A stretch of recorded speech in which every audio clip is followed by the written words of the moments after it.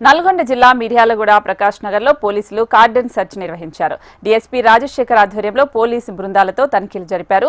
Colony వాసుల ఆధార్ కార్డులను, వాహనాల పత్రాలను పోలీసులు క్షుణ్ణంగా పరిశీలించారు. తనిఖీల్లో ధృవపత్రాలు లేని వాహనాలు, 220 మద్యం బాటిళ్లను పోలీసులు స్వాధీనం చేసుకున్నారు.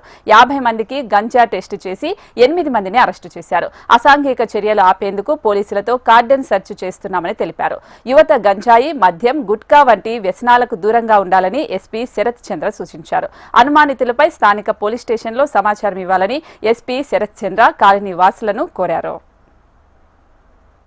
ప్రకాష్ నగర్ ఏరియాలో ఇవాళ మనం కార్డన్ సెర్చ్ చేయడం జరిగింది. ఈ కమ్యూనిటీ కాంటాక్ట్ ప్రోగ్రాంలో సుమారు 300 మంది పోలీస్ సిబ్బందితో మనము ఒక 500 ఇళ్ళు వరకు మనం చెక్ చేయడం జరిగింది పొద్దున్న నుంచి. ఇందులో డిఎస్పీ, 5 సిఐలు, 20 ఎస్ఐస్, ఇంకా 270 వరకు కానిస్టేబుల్స్, హెడ్ కానిస్టేబుల్స్, ఏఎస్ఐస్ అందరూ కూడా పార్టిసిపేట్ చేస్తారు. అయితే ఈ కమ్యూనిటీ కాంటాక్ట్ ప్రోగ్రాంలో మనము ఈ వార్డ్ విజిట్ చేసిన తర్వాత ఇక్కడ ఎటువంటి యాంటీ సోషల్ ఎలిమెంట్స్ ఏమైనా ఎంకరేజ్ అవుతున్నాయా, లేకపోతే ఎన్ని ఇల్లీగల్ యాక్టివిటీస్ అవుతున్నాయా, ఇట్లాంటివన్నీ కూడా మనం పొద్దున్న నుంచి చెక్ చేయడం జరిగింది.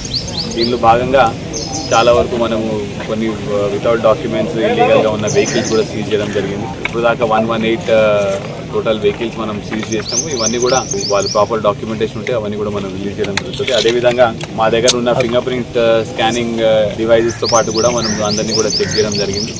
ఇందులో మనకి కొంతమంది ఇద్దరు